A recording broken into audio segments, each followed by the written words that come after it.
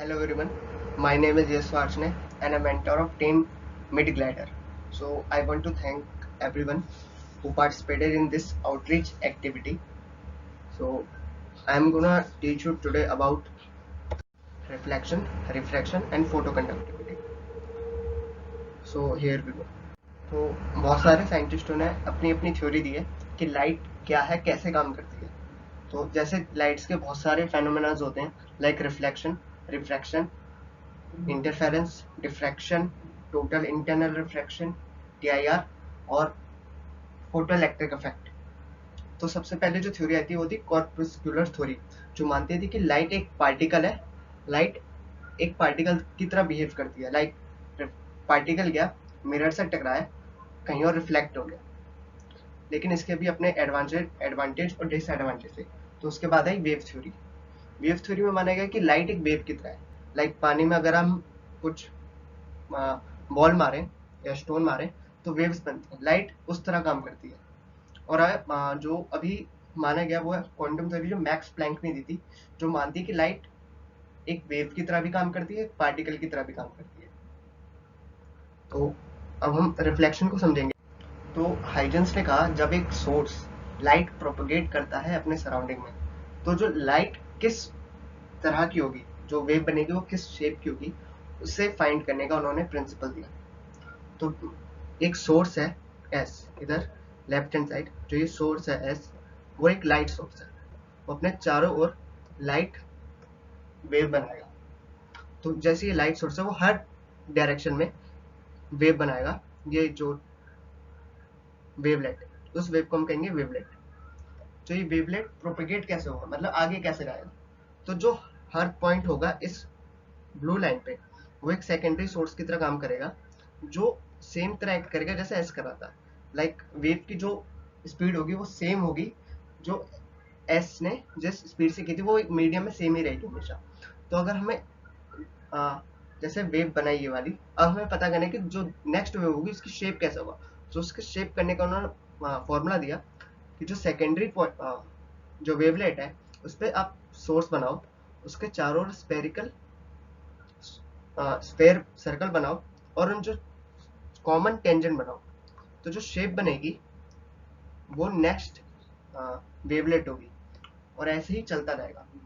Every point, according to this principle, every point of a wavefront is a source of spherical secondary waves called wavelets, which spreads out in all direction with the speed of propagation of the wave in that medium. तो different तरह के wave fronts होते हैं, wavelets होते हैं, wave forms होती हैं depending on the source. ये सिर्फ स्पेरिकल नहीं होते। जैसे अगर हमारा जो लाइट सोर्स है वो अगर प्लेन मिरर की तरह है, प्लेन मिरर, तो जो वेवलेट बनेगा, वेव फ्रंट बनेगा, वो होगा हमारा प्लेन, प्लेन वेव फ्रंट।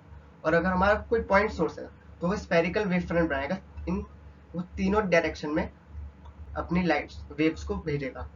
और अगर हमारा लाइट सोर्स है तो जो हमारा वेव फ्रंट बनेगा वो सिलेंड्रिकल वेव फ्रंट बनेगा। इसी के बेसिस पे हम आज law of reflection, like angle of incidence is equal to angle of reflection और स्नेल्स लॉ प्रूव करेंगे। तो जब लाइट एक सरफेस से टकराती है तो सिर्फ रिफ्लेक्शन नहीं होता, उसके साथ एब्जॉर्प्शन, ट्रांसमिशन भी होता है। एब्जॉर्प्शन क्या होता है, कितनी अमाउंट ऑफ लाइट एब्जॉर्ब करेगा, ट्रांसमिट वो कितनी अमाउंट ऑफ लाइट अपने आप से ट्रांसमिट होने देगा। ये मटेरियल टू मटेरियल डिपेंड करता है, ठीक है। तो जैसे लीव्स है वो कुछ लाइट एब्जॉर्ब भी करते हैं अपने लिए, फोटोसिंथेसिस करनी होती है उन्हें, अपने लिए एनर्जी बनानी होती है, तो कुछ अमाउंट ऑफ लाइट एब्जॉर्ब भी करते हैं और रिफ्लेक्ट भी करते हैं। क्योंकि हमें ग्रीन कलर दिख रहा है, ग्रीन कलर तभी तो दिख रहा है जब ग्रीन लाइट वहां से टकरा के हमारी आंखों में आ रही है, तभी हमें ग्रीन कलर दिख रहा है। और ट्रांसमिशन शायद बहुत कम हो रहा हो, 0.0% हो रहा हो, लेकिन ट्रांसमिशन भी होता है। तो इस वीडियो लेक्चर में हम लाइट को वेव की तरह मान के चलेंगे और अपने लॉज वेव थ्योरी के बेसिस पे प्रूव करेंगे। अगर तुम्हें रेस की तरह पढ़ना है तो पुष्कर पांडे ने वीडियो लेक्चर बना रखा है, मैं नीचे लिंक दे दूंगा, आप जाके देख सकते हैं। तो रिफ्लेक्शन कई तरह का होता है, मेनली दो तरह का ही होता है, स्पेकुलर रिफ्लेक्शन और डिफ्यूज रिफ्लेक्शन। स्पेकुलर रिफ्लेक्शन क्या होता है, जो ये पैरेलल वेव्स आई, वो एक सरफेस से टकराई और पैरेलल ही चली गई, ये स्पेकुलर रिफ्लेक्शन होता है। ये इमेज फॉर्मेशन के लिए बहुत ही सही होता है, इससे इमेज बन जाती है।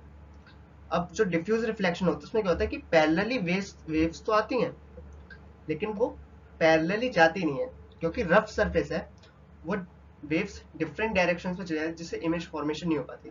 इसका अच्छा सा एग्जांपल है ये इमेज।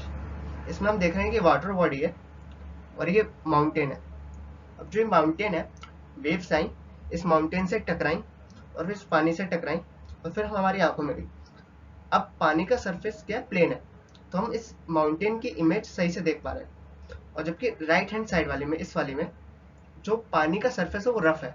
अब माउंटेन से जो टकरा के वेव्स आई वो डिफरेंट डायरेक्शंस में चली गई, जिसकी वजह से जो वेव्स हैं हमारी आंखों तक नहीं पहुंच पाई और हम इमेज नहीं देख पा रहे माउंटेन की वाटर में।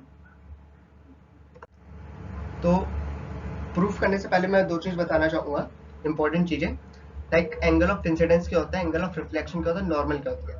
तो हम एंगल ऑफ इंसिडेंस जो नापते हैं वो मानते हैं नॉर्मल के, और इंसिडेंट रे के बीच में जो एंगल होता है उसे कहते हैं एंगल ऑफ इंसिडेंस, और जो एंगल होता है नॉर्मल और रिफ्लेक्टेड रे के बीच में उसे कहते हैं एंगल ऑफ रिफ्लेक्शन। तो नॉर्मल रे क्या होती है, मान लो कोई सरफेस है, लाइक अगर आप हॉरिजॉन्टली एक मिरर को रखोगे, उसके परपेंडिकुलर एक एक इमेजिनरी लाइन है नॉर्मल, जो 90 डिग्री एंगल बनाती है सरफेस के साथ। अब इंसिडेंट रे आएगी, उस पॉइंट पे टकराएगी जहां नॉर्मल और प्लेन मिरर टच हो रहे हैं, लाइक ये वाला पॉइंट। और अब जो एंगल बनेगा, angle of ray of incident ray and normal के बीच में उसे कहेंगे एंगल ऑफ इंसिडेंस। और लाइट इंसिडेंट रे टकरा के रिफ्लेक्ट होगी, और फिर जो एंगल नॉर्मल और रिफ्लेक्टेड रे के बीच बनेगा उसे कहेंगे एंगल ऑफ रिफ्लेक्शन। तो जैसा कि मैंने कहा था कि हम वेव मानेंगे लाइट को इस वीडियो में। तो अब जो ये हमारा फिगर है, उस फिगर से हम law of reflection, angle of incidence is equal to angle of reflection prove करेंगे। तो ये हमारी दो रे है, प्लेन वेव फ्रंट की दो रे है, एम रे और एन रे।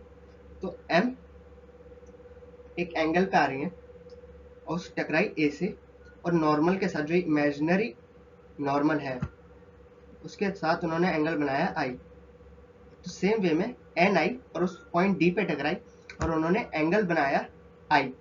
अब वो प्लेन है तो सेम एंगल बनाएंगी सरफेस के साथ, एडी सरफेस के साथ जो हमारा प्लेन में है।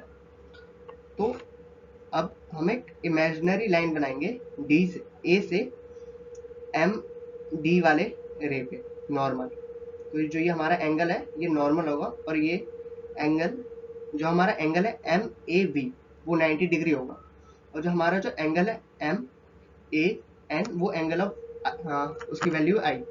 तो जो एंगल एन ए बी होगा वो होगा 90 माइनस आई। ओके, सिमिलर वे में अगर हम यहाँ पर देखें तो जैसे ये एम वाली रे आई ए पे टकराई और वापस ए एफ की तरफ चली गई, ये एफ है पॉइंट।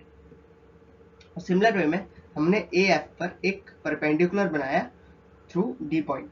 तो एंगल ये हमारा मान लो एन डैश,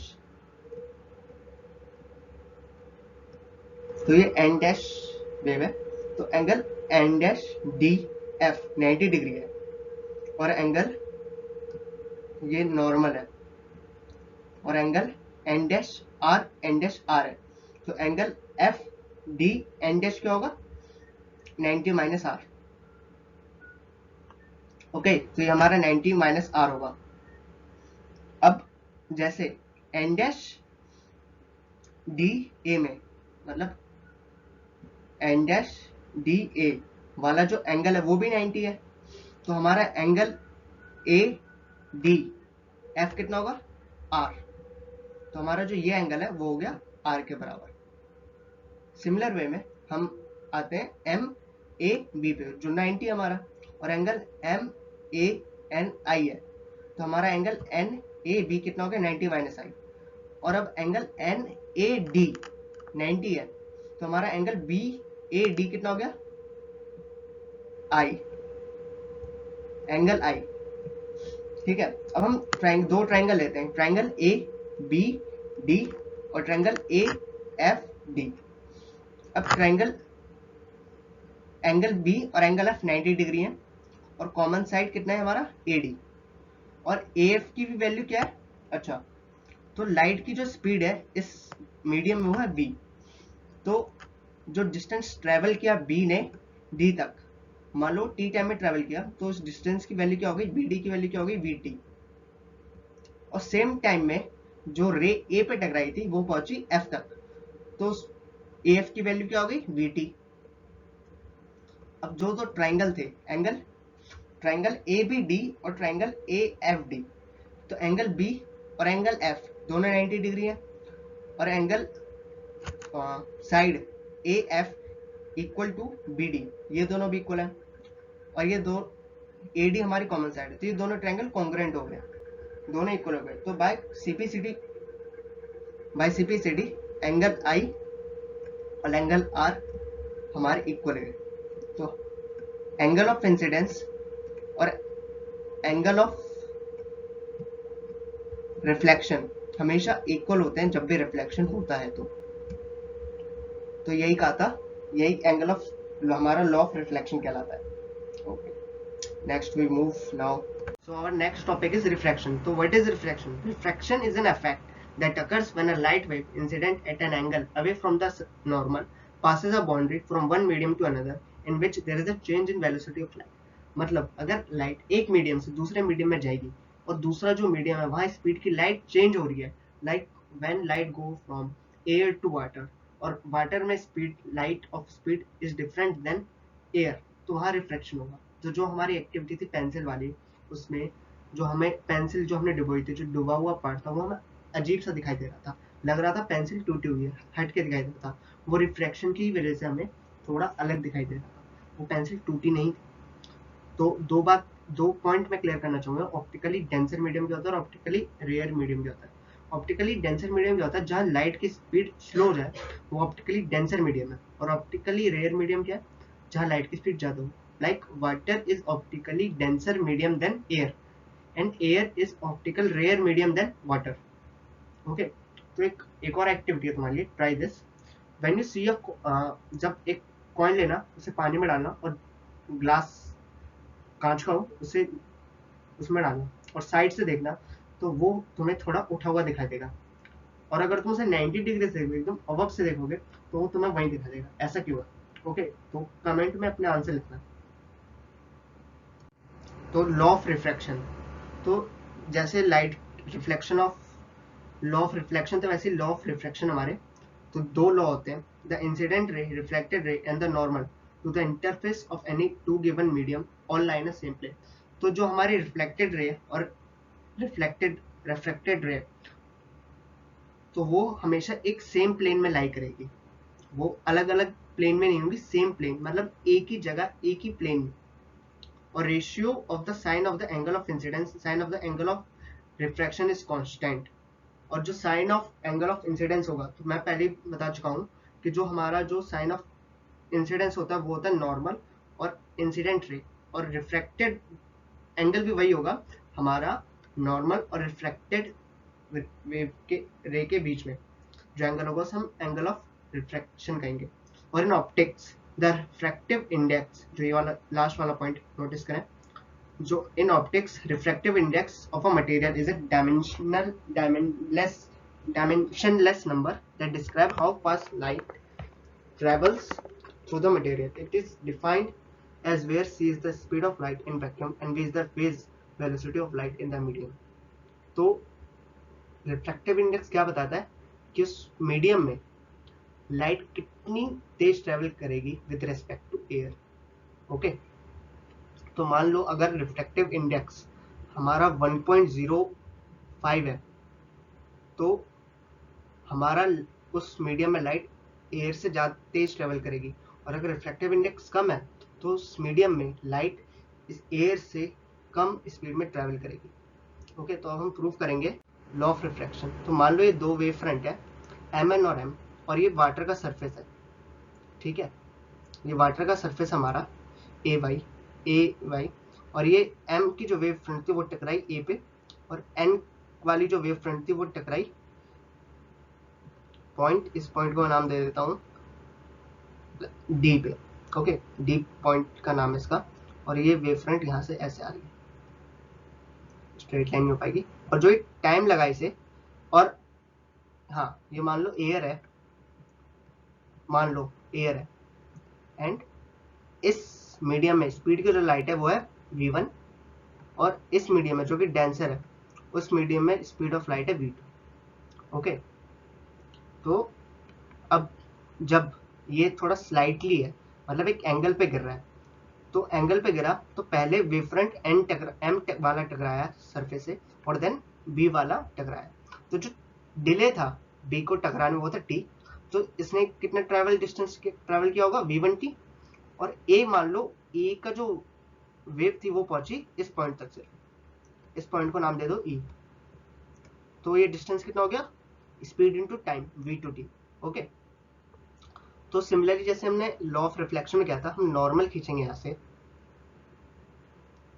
हमने नॉर्मल खींची 90 डिग्री बना, तो हमारा ये वाला एंगल एम ए बी 90 है, और हमारा angle M A N dash वो है एंगल आई, जो मैंने बताया था एंगल ऑफ इंसिडेंस होगा।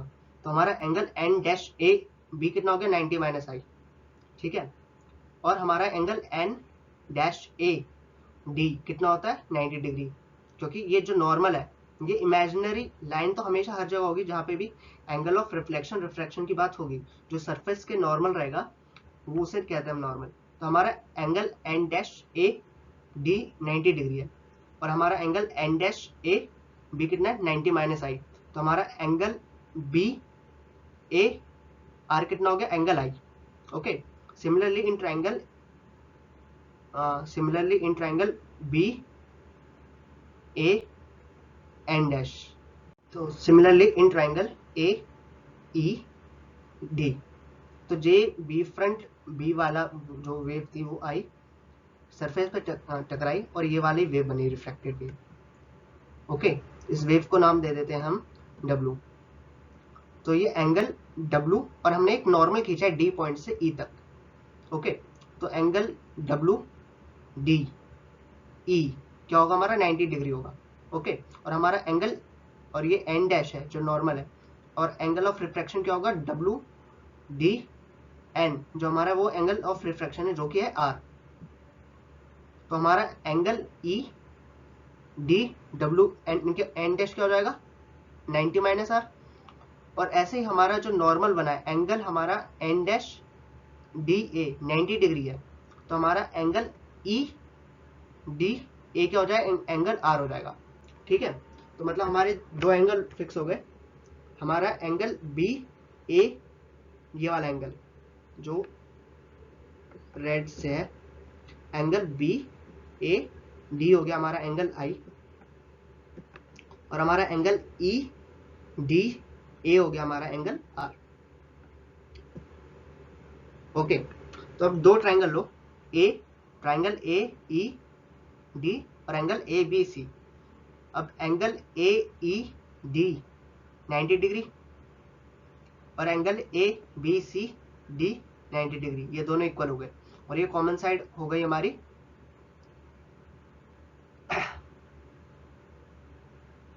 ओके, तो ये हमारे दोनों राइट एंगल ट्राइंगल है। अब साइन आई की वैल्यू क्या होगी, अब नेक्स्ट स्लाइड पे जाते हैं हम। In angle triangle A B D, sine I is equal to v1t upon A D, और in triangle like perpendicular upon hypotenuse, तो हमारा हाइपोटेनस यहाँ पे ए डी है और परपेंडिकुलर हमारा v1t। Similarly in triangle A F D, sine R is equal to v2t upon A D. अगर हम दोनों को डिवाइड करें तो sine I upon sine R होगा is equal to v1t upon v2t। अब t से t कट गया तो हमारा जो बना इक्वेशन बनी final, sine I is equal to sine R is equal to v1 upon v2। अब v1 अपॉन v2 कांस्टेंट है हमेशा, स्पीड ऑफ लाइट वहाँ दोनों मीडियम में कांस्टेंट है, तो इनका रेशियो भी कांस्टेंट ही होगा। तो जो ये बना इसी को कहते हैं हम रिफ्रैक्टिव इंडेक्स, और इसी को कहते हैं हम स्नेल्स लॉ। जो एंगल ऑफ इंसिडेंस और एंगल ऑफ रिफ्रैक्शन का ratio for a pair of a medium is always same, तो यही था हमारा Snell's law. Our next topic is photoconductivity. Photoconductivity is made of two words, photon and conductivity. Photon से light बनी होती है, जो आइंस्टाइन ने माना, क्वांटम थ्योरी का पार्ट है फोटोन, और conductivity is a reciprocal of resistivity. तो फोटोकंडक्टिविटी क्या होती है? Photoconductivity is an optical and electrical phenomena in which a material become more electrical conductive due to absorption of electromagnetic radiation such as visible light, ultraviolet light, infrared light और gamma radiation. तो मान लो हमारे पास एक material है जिसका resistance 120 kilo ohm है। अगर उसे हम डार्क में रखेंगे तो उसका रेजिस्टेंस, अगर हम नापेंगे तो उसका रेजिस्टेंस मान लो आता है 120 किलो। अगर उसे हम under the radiation like visible light, ultraviolet light, infrared, gamma radiation के अंदर रखेंगे तो उसका रेजिस्टेंस 120 किलो ओम से घटकर 100, 90, 80 कुछ भी हो सकता है, डिपेंड ऑन द लाइट। तो इसका एक उसके बेसिस पे एक डिवाइस है LDR, लाइट डिपेंडेंट रेजिस्टर, जिसका रेजिस्टर डिपेंड करता है लाइट पर। वो किससे बना है? कैडमियम से बना है। इसका ये सिंबल है। और ये हम आगे बढ़ते हैं। तो होता क्या है एक्चुअली में कि जब when light is absorbed by a material such as semiconductor, the number of electron hole pair increases, resulting in the increase in the number of charge carriers and raises its electrical conductivity। तो जैसे कि semiconductor दो से electron होते हैं और whole होते हैं। होल पॉजिटिव चार्ज क्योंकि वहां पर इलेक्ट्रॉन नहीं होता, और इलेक्ट्रॉन नेगेटिव चार्ज। वैसे ही इलेक्ट्रॉन में दो बैंड होते हैं, कंडक्शन बैंड और वैलेंस बैंड। जब हमारा इलेक्ट्रॉन कंडक्शन बैंड में होता है तो वो कंडक्ट करता है, मतलब उसकी कंडक्टिविटी का पार्ट होता है। और जब वो वैलेंस बैंड में होता है तो कंडक्टिविटी में पार्ट नहीं करता। तो क्या होता है, जब हम उस मटेरियल को रेडिएशन के अंदर रखते हैं तो रेडिएशन इन सब इलेक्ट्रॉन को एक्साइट करती है और वो कंडक्शन बैंड में जाते हैं, जिसकी वजह से कंडक्टिविटी इंक्रीज हो जाती है। तो ऐसा ही हम देख सकते हैं इस ग्राफ में कि जैसे ही हम लाइट की इल्यूमिनेशन बढ़ा रहे हैं तो हमारा जो रेजिस्टेंस है वो कम होता जा रहा है। इस ग्राफ में हमें साफ दिख रहा है photo cell resistance. Dark time में रेजिस्टेंस हमारा 10⁵ के बीच करीब है, और सनी डे में, एवरेज सनी डे में गिरा है। और फिर जब हम और लाइट ब्राइट सनलाइट में जाते हैं तो रेजिस्टेंस हमारा और भी कम हो गया। तो ये एक एक्सपेरिमेंट है जिसमें हम रेजिस्टेंस वो कंडक्टिविटी नापेंगे जब सिलिकॉन का जो मटेरियल है वो डार्क में था, और जब उस पर हमने लाइट डाली तो उसकी कंडक्टिविटी इंक्रीज कैसे हुई कंडक्टिविटी। तो जब हमने मटेरियल को डार्क में रखा तो उसकी कंडक्टिविटी थी 120 किलो, और जब उसे हमने लाइट डाली उसके ऊपर तो हमारी कंडक्टिविटी हुई 40 किलो। तो इसका मतलब क्या है, रेजिस्टेंस हमारा, सॉरी यहाँ पे रेजिस्टेंस की बात हो रही है, हमने रेजिस्टेंस नापा है। तो जब डार्क में था तो हमारा रेजिस्टेंस था 120 किलो ओम, और जब हमने लाइट डाली तो उसका रेजिस्टेंस हो गया 40 किलो ओम। और conductivity is inverse of resistivity. तो जब हमारी रेजिस्टिविटी घटेगी इसका मतलब है कंडक्टिविटी हमारी बढ़ेगी। तो इस वीडियो में क्या किया इन्होंने, एक सिलिकॉन का एक पीस लिया है, उसके दोनों तरफ रॉड लगाया है, मेटल रॉड, जिससे वो इसे इस मल्टीमीटर से उसको कनेक्ट कर पाए और उसका रेजिस्टेंस नाप पाए। जैसे हम ये वीडियो चलाऊंगा मैं, intrinsic silicon sample from our last demo and measure how the conductivity changes when we shine light on it. ये इंट्रिंसिक सिलिकॉन है, मतलब इसी से डोपिंग नहीं की गई है। Our setup is identical to that of last time. We'll take a piece of silicon with metal contacts. We'll use an ohm meter that we connect to our sample via metal wires to measure its conductivity. The measured resistance will be determined by the conductivity and the size and shape of our sample. Finally, we represent the conductivity in terms of our measured values and relate it to the number of free mobile charges and the material properties of silicon. We'll first measure the conductivity of our sample in the dark, and then shine light on our sample and see how the conductivity changes. Our ohm meter is hooked up to our sample, and we measure a resistance of around 120,000 ohms, which is equivalent to a conductivity of around 2 10,000ths inverse ohm centimeters. Now let's flip on the light. तो अब जब हमने light मारी तो इसका resistance 40 kilo ohm हो गया। देख रहे हो, कंडक्टिविटी गिर गई, 120 से 40 किलो ओम पे आ गई। तो यही है फोटो कंडक्टिविटी। ओके, इसके फोटो कंडक्टिविटी के बहुत सारे एप्लीकेशंस होते हैं। लाइक उसके बेसिस फोटो कंडक्टिविटी का यूज करके हमने बनाया light sensor. Application of LDR mainly used in alarm clocks, like जैसे ही सुबह हुई अलार्म बज जाए। स्ट्रीट लाइट, जैसे ही शाम हुई तो स्ट्रीट लाइट, जैसे ही अंधेरा होता है तो लाइट जल जानी चाहिए। और लाइट इंटेंसिटी मीटर्स, हम लाइट कितनी इंटेंसिटी से आ रही है वो नाप सके। So I end up this. So thank you guys, thank you everyone.